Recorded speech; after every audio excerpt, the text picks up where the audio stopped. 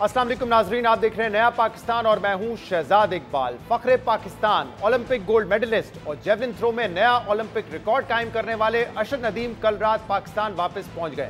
अरशद नदीम का तैयारा बजरिया तुर्किया रात 1:25 पर लाहौर एयरपोर्ट पर लैंड किया, जहां हजारों शायकीन ने अरशद का वालियाना इस्तकबाल किया और ऐसा लगा कि जैसे पूरा लाहौर अरशद के इस्तकबाल के लिए एयरपोर्ट पहुंच गया हो। रात गए जब अरशद नदीम की फ्लाइट लाहौर एयरपोर्ट पर पहुंची तो पहले उन्हें वाटर कैनन सैल्यूट दिया गया, फिर स्टेट लाउंज में अरशद के अहले खाना, सियासी रहनुमाओं, वुज़रा और स्पोर्ट्स बोर्ड के हुक्काम ने उनका इस्तकबाल किया, जिसके बाद वफाकी वजीर एहसन इकबाल, नून लीगी रहनुमा साद रफीक, राना मशहूद, शिजा फातिमा और अजमा बुखारी की मौजूदगी में मीडिया से गुफ्तगू में अरशद नदीम ने अपने अहले खाना, अवाम, कोच और वजीर आजम का शुक्रिया अदा करते हुए कहा कि मैं वजीर आजम शहबाज शरीफ का लगाया गया पौधा हूँ। पंजाब यूथ फेस्टिवल की वजह से ही मैं इस मकाम पर पहुंचा हूं। सबसे पहले तो मैं अल्लाह ताला का शुक्र अदा करता हूं, अपने वालिदैन का, बल्कि पूरे पाकिस्तानी कौम का और उनके साथ साथ पाकिस्तानी मीडिया का, जिनकी दुआओं से अल्लाह ताला ने मुझे इज़्ज़त दी है। और अगर देखा जाए तो इसके पीछे मेरी बहुत सारी मेहनत है, मेरे कोच साहब की, सलमान डॉक्टर साहब की। और आप सबको पता है कि मैंने इसी साल राइट नी की सर्जरी भी करवाई, तो इनके साथ साथ मैं अपना डॉक्टर अली शेर बाजा साहब का मैं शुक्रिया अदा करता हूँ और इनके साथ साथ अपना पीएम साहब का मैं शुक्रिया अदा करता हूँ। मेरे ख्याल में ये मैं उन्हीं का लगाया हुआ पौधा हूँ जिन्होंने यूथ फेस्टिवल करवाए थे, तो उसी में मैंने अल्हम्दुलिल्लाह हिस्सा लिया था और वहाँ से मैंने ये गेम का आगाज़ स्टार्ट किया। तो आज अल्लाह ताला का शुक्र है कि मैं इस मुकाम पर पहुँचा हूँ। एयरपोर्ट पर अवाम के जमे गफीर के बायस अरशद नदीम 1.5 घंटे तक एयरपोर्ट से बाहर ना निकल सके और फिर 3 बजे अरशद पहले डबल डेकर बस और फिर गाड़ी पर मोटरवे के रास्ते मियां चनू रवाना हुए और आज दोपहर जब वो अपने घर पहुंचे तो अपनी वालदा से लिपट गए। अरशद नदीम को पाकिस्तान का सर फख्र बुलंद करने और तारीख रकम करने पर हुकूमतों और निजी इदारों से इनामात मिलने का सिलसिला जारी है, जबकि सदर मुमलिकत आसिफ अली जरदारी ने भी अरशद नदीम को हिलाल इम्तियाज से नवाजने की हिदायत की है। अरशद नदीम ने पेरिस ओलंपिक्स में जितनी बड़ी कामयाबी हासिल की, कौम ने भी उन्हें उतना ही बड़ा तारीखी इस्तकबाल दिया है और अब हर कोई बढ़ चढ़कर इस जीत का क्रेडिट लेने की कोशिश कर रहा है। और जैसे कि कहा जाता है कि कामयाबी के कई बाप होते हैं मगर नाकामी यतीम होती है, वही सूरत-ए-हाल इस मामले में भी नजर आ रही है, क्योंकि अरशद नदीम की कामयाबी से सिस्टम की बड़ी खामियां और हुकूमतों की गफलत को छुपाने की कोशिश की जा रही है। आज तो अरशद नदीम खुद इस बात का एतराफ़ कर रहे हैं कि उन्हें हुकूमत के यूथ फेस्टिवल से बहुत फ़ायदा हुआ, जबकि ये अरशद नदीम ही है जो पहले खुद इदारों और हुकूमती सपोर्ट ना मिलने का शिकवा करते थे। अरशद नदीम खुद बता चुके हैं कि आज तक एथलीट्स के लिए पाकिस्तान में कोई मखसूस ग्राउंड नहीं है। ओलंपिक से पहले तक उन्हें आला मयार की वेट लिफ्टिंग फैसिलिटी भी नहीं मिली, जबकि 6 माह पहले तक अरशद नदीम के पास बैनुल अक़वामी मयार की जेवलिन तक नहीं थी और उन्हें हुकूमती मदद और सपोर्ट उस वक्त मिली जब वो बैनुल अक़वामी सतह पर कामयाब हुए। यानी जब तक किसी बड़े इवेंट में कोई एथलीट अपने बलबूते पर तारीख ना रकम करे, उसे हुकूमती तवज्जो नहीं मिलती और जो एथलीट खुद कुछ ना कर सके वो गुमनाम ही रहता है। आज तो हुकूमत और इदारे कौमी एथलीट्स को भरपूर सपोर्ट देने के दावे कर रहे हैं, मगर आज भी पाकिस्तान के कई एथलीट्स ऐसे हैं जो हुकूमती सपोर्ट ना मिलने के शिकवे कर रहे हैं। 2022 का कॉमनवेल्थ गेम्स में पाकिस्तान की तरफ से गोल्ड मेडल हासिल करने वाले वेट लिफ्टर नूर दस्तगीर बट उसकी एक ताज़ा मिसाल है, जो हुकूमती सपोर्ट ना होने की वजह से पेरिस ओलंपिक्स में शिरकत ना कर सके। इसके अलावा पेरिस ओलंपिक्स में वाइल्ड कार्ड एंट्री के तहत 100 मीटर की दौड़ में पाकिस्तान की नुमाइंदगी करने वाली फाइका रियाज ओलंपिक्स में जाने से पहले हुकूमती और इदारा जाती सपोर्ट ना होने करती रही। फाइका रियाज ने रवा साल मई में रोजनामा डॉन को इंटरव्यू में कहा था कि ना वफाकी हुकूमत, ना पंजाब हुकूमत और ना ही कोई स्पोर्ट्स अथॉरिटी पाकिस्तानी एथलीट्स को सपोर्ट कर रही है। उन्होंने शिकवा किया कि ओलंपिक्स मुकाबला शुरू होने में सिर्फ 2 माह बाकी हैं, मगर अभी तक उन्हें अपने कोच फयाज अहमद की खिदमात नहीं मिल सकी हैं। अहम बात यह कि फाइका रियाज मेन राउंड में क्वालिफाई करने के लिए इब्तदाई राउंड में 6ठे नंबर पर रही थी, जिसकी वजह से वो मेन राउंड के लिए क्वालिफाई ना कर सकी। हुकूमती दावे और कौमी एथलीट्स को पेश आने वाली ये मुश्किलात एक तरफ, अलमिया ये है कि अभी भी जब ये दावे किए जा रहे हैं तो उसी दौरान पेरिस में होने वाले पैरा ओलंपिक्स में पाकिस्तान की शिरकत गैर यकीनी हो गई है, क्योंकि अभी तक इवेंट में शिरकत के लिए पाकिस्तान पैरा ओलंपिक्स कमेटी को ग्रांट ही नहीं मिली है, जिसमें पाकिस्तान एथलीट और गोल्ड मेडलिस्ट हैदर अली को पैरा ओलंपिक्स में डिस्कस थ्रो के मुकाबले में हिस्सा लेना है। इस जैसी और भी कई मिसालें हैं जिस पर हुकूमत और स्पोर्ट्स बोर्ड को फौरी तवज्जो देने की जरूरत है, ताकि अरशद नदीम ने कौम में जो हौसला और नई उम्मीद पैदा की है वो रायगा ना जाए। इस पर हम मजीद बात भी करेंगे, जिसके लिए हमें ज्वाइन किया है नूर दस्तगीर बट ने, जिन्होंने पाकिस्तान के लिए 2022 कॉमनवेल्थ गेम्स में गोल्ड मेडल हासिल किया था और न सिर्फ गोल्ड मेडल हासिल किया था बल्कि कॉमनवेल्थ गेम्स का रिकॉर्ड भी कायम किया था, नया रिकॉर्ड कायम किया था। बहुत बहुत शुक्रिया नू, आपने हमें ज्वाइन किया। सबसे पहले तो मैं जानना चाहूंगा कि बतौर स्पोर्ट्स पर्सन इस कामयाबी की, अरशद नदीम की कामयाबी को आप कैसे देखते हैं और जो उनको इस्तकबाल मिला है उस पर आप क्या कहना चाहेंगे? जी, सबसे पहले तो मैं अल्लाह ताला का बड़ा शुक्रगुज़ार हूँ कि अल्लाह ताला ने जो है पाकिस्तान को बड़ी इज़्ज़त से नवाज़ा और अरशद नदीम को बड़ी इज़्ज़त से नवाज़ा। तो मैं पूरी कौम को, अरशद नदीम को, अरशद नदीम की फैमिली को, अरशद नदीम के सिटी को मैं बहुत-बहुत मुबारकबाद पेश करना चाहता हूँ। ये पाकिस्तान के लिए बहुत बड़ी अचीवमेंट है। मेरा ख़्याल है कि ये 92 वर्ल्ड कप से भी जो है बड़ी अचीवमेंट जो है अरशद नदीम ने की है। क्योंकि ये इंडिविजुअल गेम में हमारा आज तक जो है ओलंपिक में या वर्ल्ड लेवल पे कभी कोई मेडल नहीं आया। तो अल्हम्दुलिल्लाह अल्लाह ताला ने जो है ना ये इज़्ज़त जो है अर्शद नदीम को नवाज़ी है और पहली बार में ही मतलब जो है पहली बार में ही अल्लाह ताला ने जो है अरशद नदीम को जो है गोल्ड मेडल से नवाजा है और साथ ना कि सिर्फ गोल्ड मेडल ओलंपिक रिकॉर्ड भी जो है ना पाकिस्तान के नाम की है। तो माशाल्लाह मैं कहता हूँ कि उसकी हिम्मत है उस बंदे की। मेरा दोस्त भी है, मेरे साथ रहा भी है, कैंप में भी अच्छे हमने कैंप अटेंड किए हैं और एक साथ जो है कई इंटरनेशनल कॉम्पिटिशन में भी गए हैं। तो मैं उसकी स्ट्रगल को जो है ना बड़ा अच्छी तरह जानता हूँ। वो इस वक्त भी इंजरी में था और जब लास्ट एक दिन पहले उससे मेरी बात हुई है तो मैंने उससे मतलब यही बात की कि मैंने कहा यार शेरों की तरह लड़ना। जब मैदान में उतरो तो पता लगा कि कोई पाकिस्तान का जो है शेर पुत्र जो है मैदान में उतरा है। और बिल्कुल और मैंने एक दिन पहले ही प्रेडिक्शन की थी कि इंशाल्लाह ताला अरशद नदीम ना कि सिर्फ ओलंपिक में गोल्ड लेगा, इंशाल्लाह ताला ओलंपिक रिकॉर्ड भी करेगा। तो अल्हम्दुलिल्लाह अल्लाह ताला ने जो है बड़ी इज्जत से नवाजा है। तो मैं पूरी कौम को और आप सबको भी जो है ना बहुत-बहुत जो है ना और अनू, क्योंकि मुबारकबाद आपने पेश आपने बताया कि कैंप में आप लोगों ने साथ ट्रेन भी किया है, वक्त गुजारा है, तो अगर मैं पूछना चाहूँ वो क्या खसूसियात हैं, उनमें कौन सी ऐसी चीज़ें जो उनको इतना कामयाब बनाती है कि नेशनल गेम से उठाकर उनको ओलंपिक चैंपियन बना दिया? क्या दो तीन ऐसी क्वालिटीज़ हैं उनमें? देखिए क्वालिटी जो एक प्लेयर में ये वो डिसिप्लिन होती है और मैंने उसमें ये चीज देखी है कि वो जो है डिसिप्लिन वाइज काफी अच्छा है और अपनी डाइट का बड़ा ख्याल रखता है, अपनी ट्रेनिंग का बड़ा ध्यान रखता है। मतलब ट्रेनिंग पे फोकस उसका ज्यादा आता है, ना कि दोस्ती यारी या बाहर घूमना फिरना। उस सबसे ज्यादा जो है उसका ट्रेनिंग पे फोकस होता है। तो मेरा ख्याल है कि ये जो है ना बहुत एक प्लेयर में ये खसूसियत होनी चाहिए। और बिल्कुल, मैंने जो उसके अंदर जो सबसे अच्छी बात जो देखी है वो ये देखी है कि वो हम मतलब इस चीज में कभी-कभी मिस कर जाते हैं, वो ये है कि नमाज़। वो नमाज़ जो है 5 वक़्त की जो है मैंने उसे देखा, वो पढ़ते हुए देखा क्योंकि हमने ट्रैवल भी साथ किया। तो वो कहीं पे भी उसे जगह मिले तो वो जो है नमाज़ वग़ैरह जो है ज़रूर अदा करता है। तो मैं इसमें उसकी जो है ना तारीफ़ करना चाहूँगा एज़ अ मुसलमान, क्योंकि हम सबको चाहिए कि हम जो है ना अल्लाह को जो है हर वक़्त याद रखें। तो देखें अल्लाह को उसने याद रखा, अल्लाह ताला ने उसे जो है ना बड़ी इज़्ज़त से नवाज़ा। सही। और नू, अब ये बताइए कि जब कॉमनवेल्थ गेम्स हुए 2022 में, आपने भी गोल्ड मेडल जीता, कॉमनवेल्थ का रिकॉर्ड आपने बनाया जो कंबाइंड रिकॉर्ड है वेट लिफ्टिंग में 405 केजीज का, जिसमें स्नैच में आपने 173 केजी लिफ्ट किया, क्लीन एंड जर्क में आपने 232 केजी लिफ्ट किया। उसके बाद तो आप भी एक बहुत बड़े प्रोस्पेक्ट थे पाकिस्तान के लिए कि ओलंपिक्स में जाएंगे, पाकिस्तान के लिए वहाँ पे आप मेडल जीत के लाएंगे। क्या हुआ, आप क्यों नहीं जा सके? क्या सपोर्ट नहीं थी? एग्जैक्टली हुआ क्या, क्यों नहीं जा सके आप इस पेरिस ओलंपिक्स में? इसमें जो वजूहत वो ये है कि हम तो तैयारी कर रहे थे और हम अभी भी तैयारी में थे। लेकिन अनफॉर्चुनेटली जो पाकिस्तान की जो वेट लिफ्टिंग फेडरेशन है वो नहीं चाहती थी कि मैं जो हूँ ओलंपिक के लिए जो है क्वालिफाई करूँ, क्योंकि उनके पर्सनल ग्रजेस हैं मेरे साथ। वो चाहते हैं कि मैं सर झुका के उनके सामने उनकी जी करूं, क्योंकि कॉमनवेल्थ गेम्स जब मैंने विन की थी 2022 में, तो उसके बाद उन्होंने चाहा था कि मैं जो है ना हर जगह फेडरेशन का जो है नाम लूं, इंटरव्यूज में या शोज में जहाँ पे भी मैं जा रहा था कि उनकी बढ़ाई करूं। लेकिन अनफॉर्चुनेटली ये जो सारी मेहनत थी वो मेरे वालिद की थी, मेरी फैमिली की थी।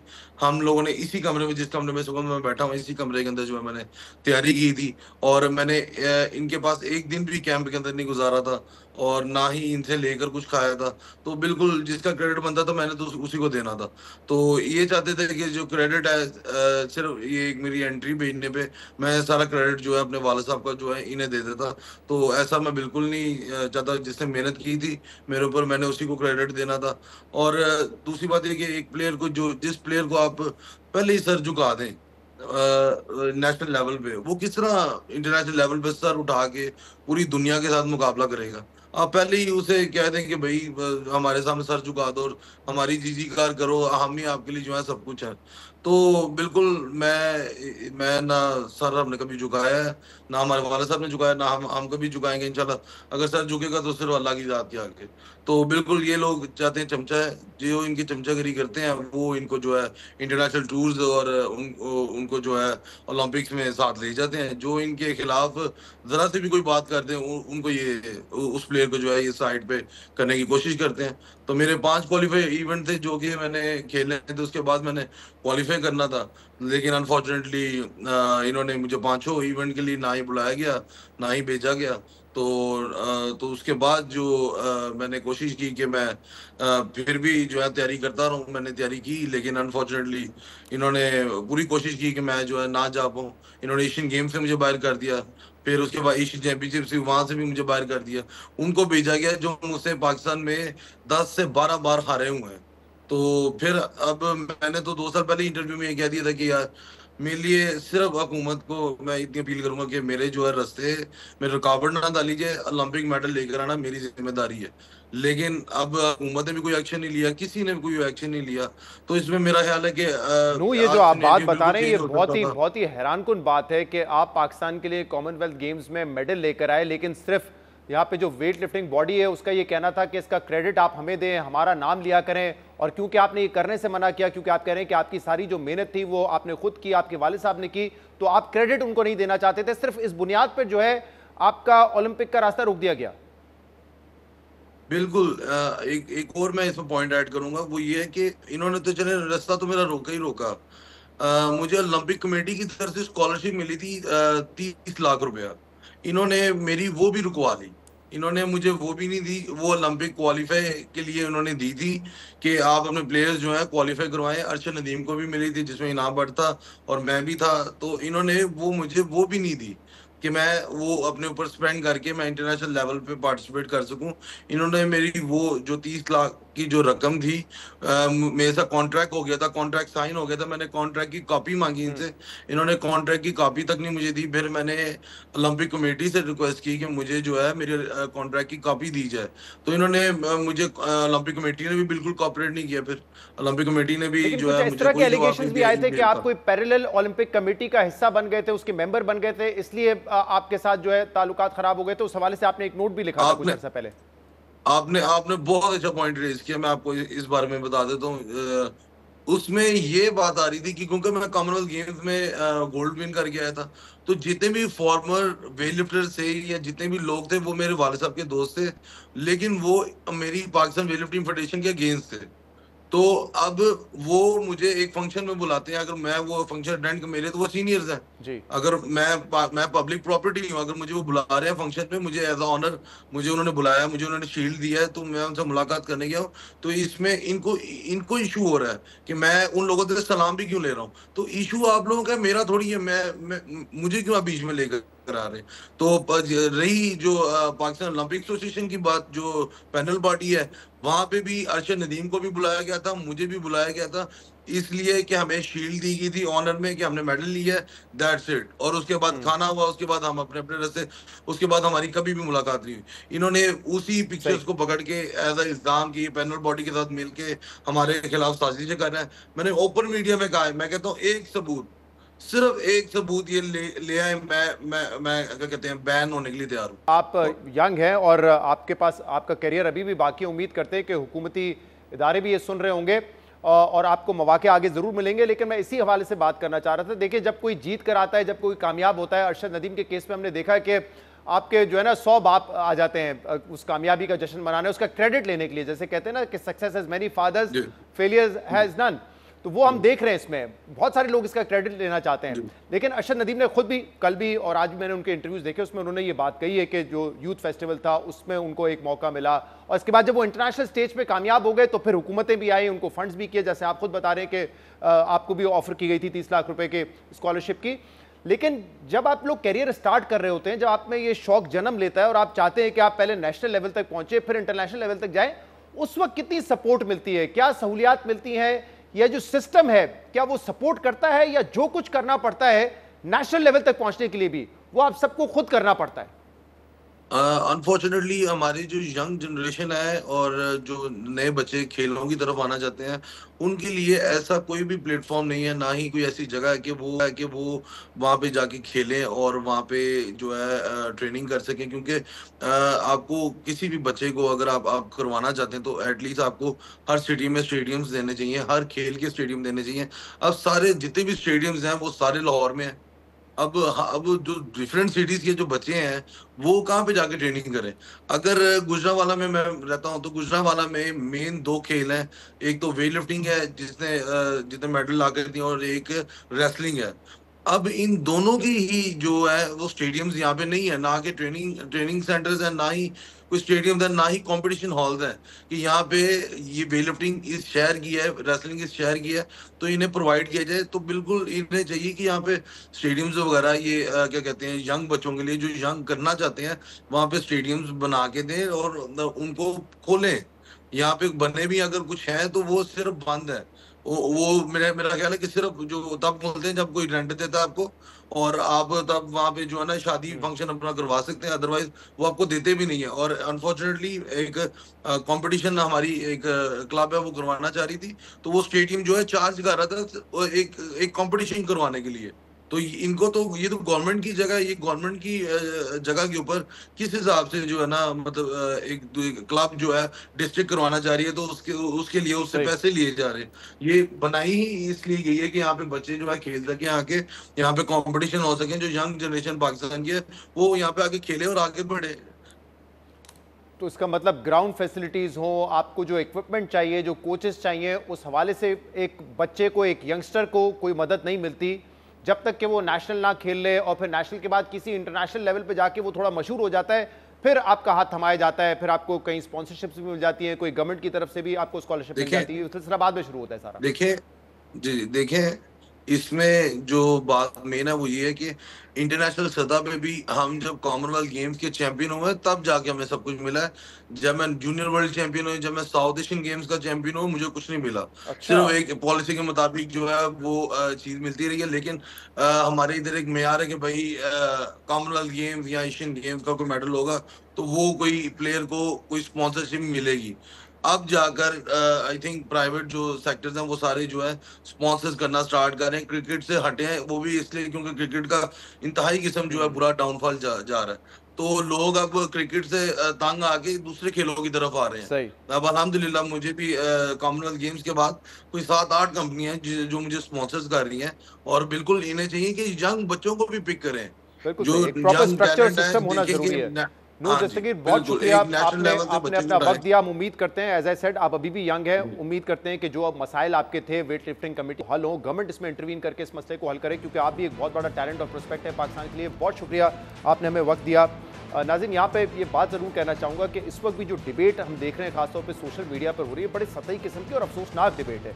पार्टी लाइन से आगे जाकर ऐसा लगता है कि इस मुल्क में कुछ नहीं देखा जा सकता। अगर यहाँ पे अरशद नदीम जीता भी है तो उसका क्रेडिट लेने के लिए भी ऐसा लग रहा है कि जो इस वक्त पॉलिटिकल पार्टीज़ हैं उनमें और उनके फॉलोअर्स में एक रेस लगी हुई है कि किसकी वजह से जो है वो यहाँ तक पहुँचा और किसने क्या किया, किसने क्या नहीं किया। हमें ये समझने की ज़रूरत है कि ये किसी एक पॉलिटिकल पार्टी, किसी एक हुकूमत की बात नहीं है, किसी एक इंतज़ामिया की बात नहीं है। ये बात है एक सिस्टम को, एक स्ट्रक्चर को इन प्लेस करने के लिए, ताकि पाकिस्तान में जो इस तरह के नूर जैसे, जो अरशद जैसे टैलेंटेड लोग हैं, जो प्रोस्पेक्ट्स हैं, वो अपना जो खेल है उसको बेहतर कर सकें और ज़्यादा लोग इस खेल में आएँ और पाकिस्तान का नाम रोशन कर सकें, पाकिस्तान के लिए मेडल जीत सकें। तो किसी के खिलाफ, किसी एक हुकूमत के खिलाफ कोई बात नहीं है, किसी एक हुकूमत के हक में कोई बात नहीं है। इसको बियॉन्ड पार्टी लाइंस जाके हमें दुरुस्त करना होगा, तभी पाकिस्तान में जो स्पोर्ट्स फ्यूचर है इन नौजवानों का वो बेहतर होगा। प्रोग्राम में एक ब्रेक शामिल करेंगे। वेलकम बैक नाज़रीन। ब्रेक में जाने से पहले हम बात कर रहे थे पाकिस्तान के वेट लिफ्टर नूर दस्तगीर भट्ट से, जो कि तारीफ कर रहे थे अरशद नदीम की, बता रहे थे कि उनके साथ कैंप में वक्त गुजारा है और कितने फोकस्ड और डिसिप्लिन्ड हैं, और उन्होंने जो गोल्ड मेडल पाकिस्तान के लिए जीता है उससे पूरे पाकिस्तान का जो सर फ़ख्र से बुलंद हुआ है।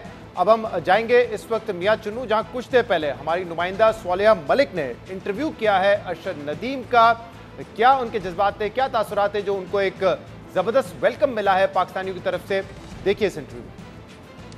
जी मैं इस वक्त मौजूद हूँ कौम के हीरो के साथ, अरशद नदीम के साथ, जो इस वक्त अपने घर में मौजूद है, अपने ख़ानदान के दरमियान मौजूद है, जो इस कदर खुश थे अपने ख़ानदान को और अपने रिश्तेदारों को, हमसायों को और पूरे पाकिस्तानियों को अपना वेलकम करते हुए वो देख रहे थे। जो एजाज़ वो पाकिस्तान के लिए हासिल करके लाए ओलंपिक्स मैच में, गोल्ड मेडल लेकर आए। आइए इनसे बात करते हैं कि आखिर उनके पाकिस्तान के अंदर आने के बाद, मियाँ चन्नू में आने के बाद उनके क्या तासुरात थे।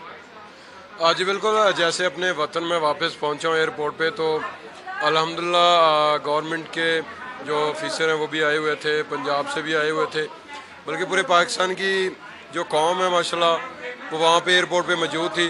उनको देख के बड़ा अच्छा लगा, उन्होंने मेरी हौसला अफजाई की, बड़े अच्छे तरीके से इस्तकबाल किया। और इसी तरह अपने जैसे मियाँ चन्नू सिटी में पहुँचा तो सेम वही रोल उन्होंने किया। तो उसके बाद फिर मैं अपने गांव में आया 101 15 में, तो बड़ी खुशी हुई अपने गांव वालों को सबको देखकर। इतनी इन्होंने इज़्ज़त दी है कि अल्हम्दुलिल्लाह जैसे मैंने परफॉर्म किया है उससे बढ़कर इन्होंने मुझे इज़्ज़त दी। जी अरशद नदीम, जैसे कि आप देख सकते हैं 3-4 दिन से सफ़र में मौजूद थे, वो सफ़र कर रहे थे तो काफ़ी थकान भी है, लेकिन वो शहरियों का जो वलवला और जोश है वो देखते हुए जो है उन्होंने बहुत ज़्यादा हिम्मत दिखाई है और सारा जो है उन्होंने फ़ेस किया और वो यहाँ तक पहुँचे हैं माशाल्लाह। उन्होंने जो एजाज़ हासिल किया उसके ऊपर शहरी जो है वो बहुत ज़्यादा पुरजोश नज़र आ रहे थे। जिन मुश्किलात में उन्होंने जो है वो ये कारनामा सर अंजाम दिया और ओलंपिक्स तक पहुँचे हैं और गोल्ड मेडल लेकर आए हैं पाकिस्तान। इनसे हम थोड़ी सी मुश्किलात के बारे में भी जानते हैं कि किस तरह से उन्होंने अपना ये जो सफ़र है वो शुरू किया था। बिल्कुल, 2012 से मैंने ये स्कूल लेवल से स्टार्ट किया और 15 तक आल पंजाब मैंने विन की। जो मेरे बेसिक उस्ताद हैं रशीद अहमद साकी साहब, उनका मैं शुक्रगुजार हूँ। और वापडा मैंने ज्वाइन की लेस्को, तो फयाज हुसैन बुखारी साहब आए, वहाँ से लेकर टोक्यो ओलंपिक्स तक का सफ़र अल्हम्दुलिल्लाह उन्होंने तय करवाया। उसमें मैंने बहुत सारे इंटरनेशनल मेडल जीते। 2015 से 24 तक अल्हम्दुलिल्लाह मैं चैम्पियन हूँ पाकिस्तान का, और इसके अंदर मैंने 10th मेडल्स इंटरनेशनल इंशाल्लाह अल्हम्दुलिल्लाह मैंने हासिल किए हैं। और टोक्यो ओलंपिक्स के बाद सबसे बड़ी मेरी जितनी भी अचीवमेंट है वो सलमान इकबाल भट्ट साहब है, उनका बड़ा रोल है, बड़ी उन्होंने ट्रेनिंग करवाई। और साथ में डॉक्टर अली शायर बाजवा साहब का शुक्रिया अदा करूँगा जिन्होंने इंजरी पे वर्क किया। तो अल्लाह ताला का शुक्र है कि आज मैं इस मुकाम पे पहुँचा। मैंने पेरिस ओलंपिक्स गेम का अल्हम्दुलिल्लाह रिकॉर्ड ब्रेक किया और गोल्ड जीता। जी माशाल्लाह, जिस तरह से अगस्त का महीना चल रहा था, पाकिस्तान में यौम आज़ादी मनाया जाना था और अरशद नदीम ने हमारा जो जश्न आज़ादी था वो और दुबाला कर दिया। अपनी इस कामयाबी से पाकिस्तान को जो है वो एक और कामयाबी से नवाज दिया। आप इस हवाले से क्या कहना चाहेंगे? आज बिल्कुल, अगर देखा जाए तो जैसे अल्लाह ताला ने हमें इज़्ज़त दी है, गोल्ड मेडल से नवाजा है, तो अगस्त का महीना है और दो दिन बाद 14 अगस्त भी है, तो इंशाल्लाह हम मिलकर मेडल के साथ 14 अगस्त इंशाल्लाह मनाएंगे। जी इंशाल्लाह ज़रूर हम मेडल के साथ, इस गोल्ड मेडल, इस एजाज़, इस तमगे के साथ मिलकर हम 14 अगस्त मनाएंगे। बहुत शुक्रिया अरशद नदीम। जियो की नुमाइंदा सालेह मलिक इंटरव्यू कर रही थी अरशद नदीम का, और वो शुक्रिया अदा कर रहे थे अपने वालिदैन का, अपने कोचेस का, जिसकी वजह से उन्होंने पाकिस्तान के लिए गोल्ड मेडल हासिल किया। एक ब्रेक लेते हैं, उसके बाद आपके सामने दोबारा हाजिर होते हैं। Stay with us.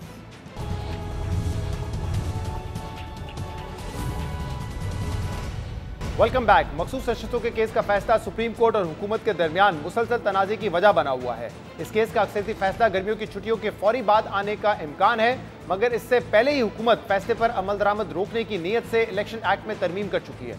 एक तरफ तो हुकूमत इस फैसले को लेकर अदलिया पर दबाव बढ़ा रही है, जबकि कल सुप्रीम कोर्ट के सीनियर तरीन जज जस्टिस मंसूर अली शाह ने भी बिला वास्ता इस मामले पर हुकूमत को अहम और वाज़ेह पैगाम दिया है। इस्लामाबाद में सेमिनार से खिताब में जस्टिस मंसूर अली शाह ने कहा कि सुप्रीम कोर्ट के फैसलों पर अमल दरामद लाजमी है और आईनी तकाजा है। ये नहीं हो सकता कि फैसलों पर अमल दरामद ना हो। इंतजामी इदारों को समझना होगा कि फैसलों पर अमल दरामद के सिवा और कोई चॉइस नहीं है। इसके अलावा कल सहाफ़ियों से गैर रस्मी गुफ्तगू में जस्टिस मंसूर अली शाह से मखसूस नशिस्तों के तहरीरी फैसले से मुतल्लिक भी सवाल हुआ, जिस पर जस्टिस मंसूर अली शाह ने फैसला गर्मियों की तातीलात के बाद जारी होने का इंदिया देते हुए कहा कि मखसूस नशिस्तों का फैसला लिखना शुरू कर दिया है। जजेस छुट्टियों पर हैं, तातीलात के बाद अक्सरियती फैसला जजेस के साथ डिस्कस किया जाएगा। इसके अलावा बतौर चीफ जस्टिस तैनाती से मुतल्लिक नोटिफिकेशन के सवाल पर जस्टिस मंसूर अली शाह ने कहा कि नोटिफिकेशन जब होना होगा जारी हो जाएगा, मुझे कोई जल्दी नहीं है। इस मामले पे और सियासी मामलात पर हम बात करेंगे, और उसके लिए हमें ज्वाइन किया है सीनियर रहनुमा और वफाकी वजीर राना सना ने। राना साहब, बहुत बहुत शुक्रिया वक्त देने के लिए। सियासी और कानूनी मामलात पर तो बात करेंगे, लेकिन सबसे पहले बात करना बनता है अरशद नदीम पर, क्योंकि जो ओलंपिक्स की टीम गई, आप भी बतौर मिनिस्टर उस वफ्द का हिस्सा थे और उस वक्त बड़ी तनकीद हो रही थी कि 24 करोड़ का मुल्क है लेकिन पाकिस्तान की नुमाइंदगी सिर्फ 7 एथलीट्स कर रहे हैं। खुदा का शुक्र है उनमें से एक एथलीट जो है गोल्ड मेडल लेकर आए हैं, जिससे एक नई उम्मीद पैदा हुई है कि अगर हम इन लड़कों पे तवज्जो दें, इनको सहूलियात दें, इनको फैसिलिटेट करें, ग्राउंड्स दें, तो शायद हम और भी लोगों को ओलंपिक्स में भेज सकते हैं और ज्यादा मेडल हासिल कर सकते हैं। मुबारक भी हो आपको। और कैसे देखते हैं इस कामयाबी को आप?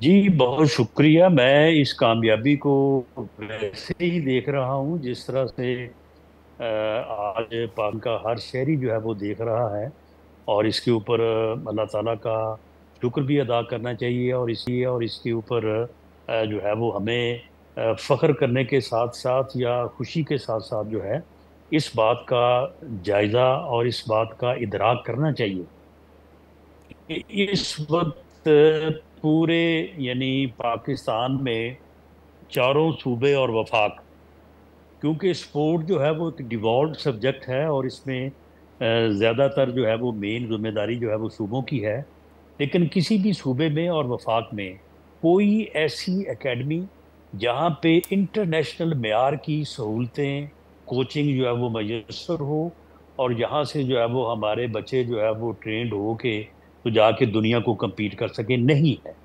तो इस मौके की मुनासबत से मेरी तो यही कोशिश भी होगी और इंशाअल्लाह ताला वज़ीर आज़म इस बारे में जल्द जो है वो न सिर्फ ऐलान फरमाएंगे बल्कि वफाक की सतह पे इसकी बुनियाद रखेंगे। और सूबाई सतह पे भी ये होना चाहिए कि चारों सूबों में और वफाक में ऐसी एकेडमीज जहाँ पे इंटरनेशनल मेयार की जो है वो कोचिंग और जो है वो सहूलत हासिल हो, जी वहाँ पे बच्चे जाएं, जाके ट्रेनिंग हासिल करें, राणा मेहनत साहब, ये करें। बड़ी आपने और अहम मुल्क बात का की, नाम क्योंकि जो है हम वो तो ये रोशन देख रहे हैं करें। कि जिस दिन से अरशद नदीम ने गोल्ड मेडल लिया है, छोटी छोटी बातों का क्रेडिट लिया जा रहा है कि ये हमारी वजह से है। अरशद नदीम ने खुद भी आपकी हुकूमत की तारीफ की है, वज़ीर आज़म साहब की तारीफ की, यूथ फेस्टिवल प्रोग्राम की भी तारीफ की है, लेकिन हमें ये कि जिस किस्म की मदद की जरूरत है इन बच्चों को, जिसका आप खुद जिक्र कर रहे हैं कि कोई ग्राउंड, कोई अकेडमी मौजूद नहीं है, तो उसके लिए तो ज़रूरी है कि जब एक एथलीट नौजवान हो, वो जब बनना चाहता हो, जब गेम्स खेलना चाहता हो, इब्तदा से उसकी जो है उसको वो सहूलतें मिलनी चाहिए। हमारे यहाँ क्या होता है, अभी भी हमने बात की नू साहब से जो कि वेट लिफ्टर हैं, पाकिस्तान का रिकॉर्ड बना चुके हैं, वो ये कहते हैं जब इंटरनेशनल खेल कर आ जाओ, एक दो कामयाबी मिल जाती है, फिर हुकूमत की फंडिंग मिलती है, स्कॉलरशिप मिलती है, उससे पहले कोई पूछने वाला नहीं होता हमें। तो हमें तो शुरू से ही, इब्तदा से ही उनकी मदद करनी चाहिए। देखें, एक तो ये एकेडमीज जो है ये बननी चाहिए, दूसरा जो ये गेम्स हैं ये यानी उसके ज़रिए से, एसोसिएशन के ज़रिए से, फेडरेशन के ज़रिए से पूरी दुनिया में रेगुलेट होती हैं। हमारे जो बोर्ड हैं, जो फेडरेशन हैं, जो एसोसिएशन हैं, वहाँ पे लोग जब हर तरफ से फारग हो जाते हैं तो वहाँ पे आराम करने के लिए मौजूद होते हैं। और यही हाल है, किसी फेडरेशन को उठा लें, बोर्ड को उठा लें, एसोसिएशन को उठा लें, वहाँ पे सिफारशी और बड़े ओहदों से रिटायरमेंट के बाद जो है वो लोग वहाँ पे जाके बैठ जाते हैं और वहाँ पे 15-15, 20-20 साल से बैठे हैं। कोई उनको ना काम करने की गर्ज है, बस वहाँ पे सिर्फ आराम फरमा रहे हैं।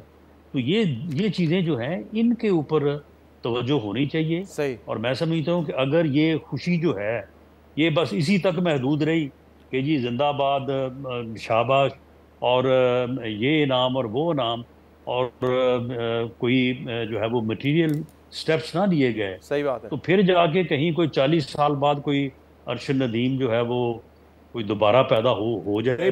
आपने बड़ी अहम बात की और अरशद नदीम ने खुद भी ये कहा है कि मुझे ग्राउंड बना के दें, मेरे लिए नहीं, हर शहर में एक ग्राउंड होना चाहिए ताकि बच्चे वहाँ पे आएँ और ट्रेन करें। ज़रा सियासी मामला पे आगे बढ़ते हैं।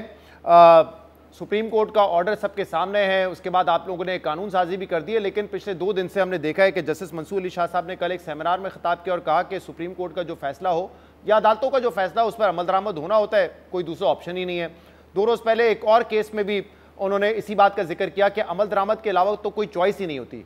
तो सुप्रीम कोर्ट का फैसला सामने है, इलेक्शन कमीशन ऑफ पाकिस्तान उसको इम्प्लीमेंट करेगा, अमल दरामद करेगा, और क्या हुकूमत भी इस अमल दरामद में मदद करेगी या उसमें रुकावट पैदा करने की कोशिश करेगी?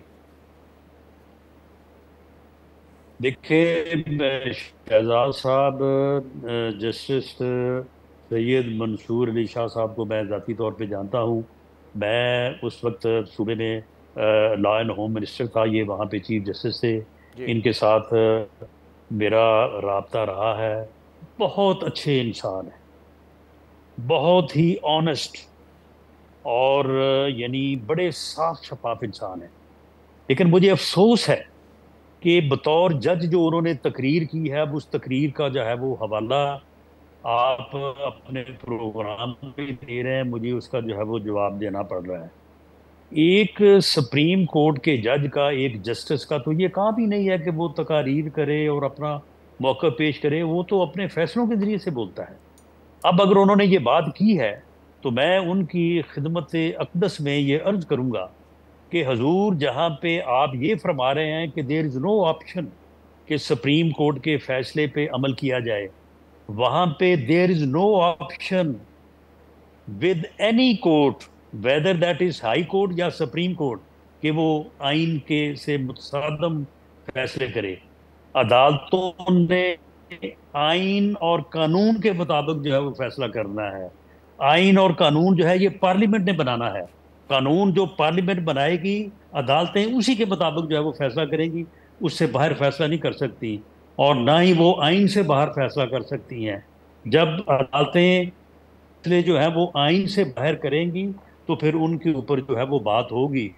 राणा साहब, पहले पहले तो ये बताइएगा कि आपने कहा उन्होंने एक सेमिनार से खिताब करते हुए ये बात की, ये कोई नई बात तो नहीं है। अभी जो मौजूदा चीफ जस्टिस हैं, जब वो सुप्रीम कोर्ट के जज थे, उन्होंने भी कई कॉन्फ्रेंसेस से बात की है। और मुझे याद है एक मरतबा तो नवाज शरीफ के जो फैसला था डिस्क्वालिफिकेशन के हवाले से, उस पर भी उन्होंने एक महदूद गुफ्तगू की थी।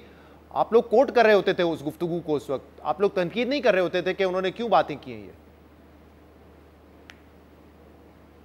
नहीं, कोर्ट तो हम अब भी, आप भी कर रहे हैं और मैं भी उसके ऊपर बात कर रहा हूँ, लेकिन ये बात को मैंने तो नहीं की। ये असूल कोई मेरी तरफ से या आपकी तरफ से तो नहीं तय हुआ। ये असूल भी हमारे मुअज़्ज़ज़ जज साहबान ने ही तय किया है कि जजेस जो हैं वो तकारीर नहीं करते, वो जो है वो प्रेस कॉन्फ्रेंसेस नहीं करते, वो अपने फैसलों के जरिए से बोलते हैं।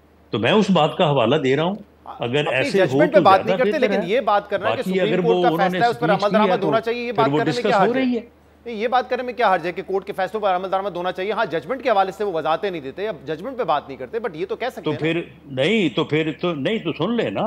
नहीं तो साहब, फिर ये बात क्या हर्ज है कि सुप्रीम कोर्ट का फैसला अगर आइन से मुतसादम हो तो फिर उसके ऊपर अमल नहीं होना राणा चाहिए। साहब, ये कौन फैसला करेगा कि सुप्रीम कोर्ट का फिर फैसला आइन इसमें से ये मुतसादिम कहने है? में भी हर्ज नहीं है।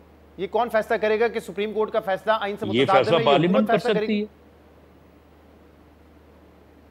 नहीं, ये फैसला जो है, ये जिस तरह से सुप्रीम कोर्ट, इसी तरह से पार्लियामेंट जो है वो जो है वो मदर ऑफ ऑल इंस्टीट्यूशन है। सही। अच्छा पार्लियामेंट ये फैसला कर सकती है। राणा साहब अब लेजिस्लेशन जो है, जी, लेजिस्लेशन जो पार्लियामेंट का प्रोगेटिव है ना, तो राणा आप साहब मुझे बताएं कि सुप्रीम कोर्ट किस तरह से किसी लॉ को जो है वो कलअदम करा सकती है। लॉ जो भी पार्लियामेंट बना दे, जी, कोर्ट्स को उसके मुताबिक फैसले तो करने चाहिए। अब जो लॉ बनाया है पार्लियामेंट ने, इलेक्शन एक्ट को तरमीम की है, उसके बाद सुप्रीम कोर्ट के फैसला पर अमल दरामद होगा, या आपकी नजर में वो फैसला गैर मौसर हो चुका है? ये कानून जो है ये बाइंडिंग है। पार्लियामेंट ने जो लेजिस्लेट किया है हाँ। आइन की रूह से, वो कानून है और अदालतें कानून के मुताबिक, आइन के मुताबिक फैसले करने की पाबंद है। कल जो है साफियों से भी गुफ्तगू हुई और साफियों ने जस्टिस मंसूर अली शाह साहब से पूछा आपके नोटिफिकेशन के हवाले से, उन्होंने कहा ये मेरा इशू नहीं है। लेकिन ये बात गर्दिश कर रही है कि जस्टिस काजी फाइज का जो नोटिफिकेशन है बतौर चीफ जस्टिस का, वो 3 महीने पहले आ गया था। जस्टिस मंसूर अली शाह साहब का नोटिफिकेशन कब जारी होगा, इस हवाले से कोई इत्तलात है, कब जारी करेंगे? देखिए, ये तो जो है वो अपना हम्म, इसमें अब मैं इसमें कोई बात नहीं कर सकता, लेकिन नोटिफिकेशन जो है वो चीफ जस्टिस की रिटायरमेंट से, डेट से कम से कम 1 वीक, वैसे तो खैर अब आने को वो 3 वीक्स पहले भी आ सकता है, 3 माह पहले भी आ सकता है, लेकिन एटलीस्ट 1 वीक पहले तो वो होना चाहिए। और हो जाएगा, उसमें कोई इशू नहीं है सच, बस आप 1 हफ्ते पहले हो जाए, 2 हफ्ते पहले हो जाएगा वो इवेंचुअली। जी बिल्कुल, वो तो सही। ये आईनी तकाजा है वो आईनी तकाजा जो है वो तो हर कीमत पे जो है वो पूरा होना चाहिए। सही। राणा साहब, इसके अलावा एक और मामला है और पिछले हफ्ते हमने से बात की थी कि इस वक्त हम देख रहे हैं कि जो इंटरनेट सर्विस है कभी वो स्लो हो जाती है, कभी जो सोशल मीडिया की ऐप्स हैं, चाहे व्हाट्सएप हो, फेसबुक हो, एक्स पे तो पहले ही आप लोग पाबंदी लगा चुके हैं, ये नहीं चल रही है, बहुत स्लो है, लोगों के कारोबार मुतासर हो रहे हैं, लोगों को मुश्किलात पेश आ रही हैं। आज 2024 में बैठ के हम ये कोशिश कर रहे होते हैं कि कहीं व्हाट्सएप मैसेज या वीडियो किसी को पहुंच जाए।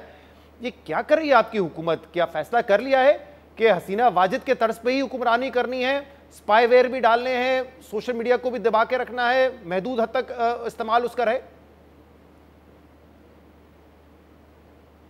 नहीं, मेरी हुकूमत तो इस बारे में कुछ नहीं कर रही। और जहाँ तक मेरा डोमेन है, मैं इंटर प्रोविंशियल कोऑर्डिनेशन के डिवीजन को देखता हूँ या पॉलिटिकल अफेयर्स को देखता हूँ, और मैं आपको हल्फन ये कह सकता हूँ कि मेरे डोमेन में भी और हुकूमत का तो इस बारे में मान नहीं है। अगर ये स्लो हो गई है पता नहीं क्या, ये तो जो सर्विसेज के प्रोवाइडर हैं उनसे पूछा जाना चाहिए कि क्या मसला हुआ है। सर, तशवीश नहीं होती बैठ के जब अपना फोन इस्तेमाल कर रहे होते हैं और चीजें सेंड नहीं हो रही होती या मुश्किलात पेश आ रही होती है, आपको तशवीश नहीं होती बतौर मिनिस्टर कि क्या हो रहा है? लेकिन ये हमारे इख्तियार में नहीं है, ये तो वर्ल्ड वाइड चीज़ें हैं जो व्हाट्सएप के फैसिलिटी जो प्रोवाइड कर रहे हैं या भी इंटरनेट से मुतल्लिका मामला हैं, उसमें कोई अगर गड़बड़ होती है तो वो तो फिर पूरी दुनिया का मसला है। उसमें राणा साहब, पिछले हफ्ते मैंने किस तरह से जो है वो मुदाखलत कर सकते हैं। इसी मामले पे मैंने पूरा प्रोग्राम किया था कि अगर हुकूमत एक्स को बैन करती है या फिर वो कोई फायरवॉल लगाकर कोई चीज़ों को देखना चाहती है कि कौन क्या पोस्ट कर रहा है, उनको महदूद करना चाहती है उनकी विजिबिलिटी को, तो कम से कम आवाम को आगाह करें, जो स्टेक होल्डर्स हैं उनको ऑन बोर्ड लें कि मकसद क्या है, क्यों ये आप कर रहे हैं, बजाय इसके कि कभी एक आ जाए कि नहीं हमने तो एक्स बैन नहीं किया, बाद में फिर तस्लीम कर लेते हैं। कोई भी आके वजूहात और जवाब पेश कर रहे होते हैं कि इंटरनेशनली बैन है, ऐसा कुछ नहीं है। राणा साहब, अगर कुछ कर रहे हैं और उसकी वजह से ये डैमेज हो रहा है हमारा इंटरनेट या सोशल मीडिया, तो कम से कम आवाम को, स्टेक होल्डर्स को आप ऑन बोर्ड लें कि आप क्या करना चाह रहे हैं और किस तरीके से करना चाह रहे हैं ये काम। जी, मेरी अंडरस्टैंडिंग ये है कि हुकूमत अगर करेगी तो बिल्कुल लोगों को जिस तरह से आपने फरमाया एतमाद में लेगी, और अगर एतमाद में नहीं लिया तो आप इस बात की तसल्ली रखें कि हुकूमत कुछ नहीं कर रही इस बारे में। बहुत बहुत शुक्रिया राना सनाउल्लाह साहब, आपने हमें वक्त दिया। हमारी पूरी कोशिश थी कि राना सना साहब को हम वीडियो लिंक पे ले, लेकिन इंटरनेट सर्विस स्लो होने की वजह से और उनकी तरफ क्योंकि इंटरनेट सर्विस इतनी स्लो थी, उनको हम वीडियो लिंक पे नहीं ले सके और फ़ोन पर हमने उनका इंटरव्यू रिकॉर्ड किया है। आज के प्रोग्राम में इतना ही। शो से इजाज़त दीजिए। अल्लाह हाफ़िज़।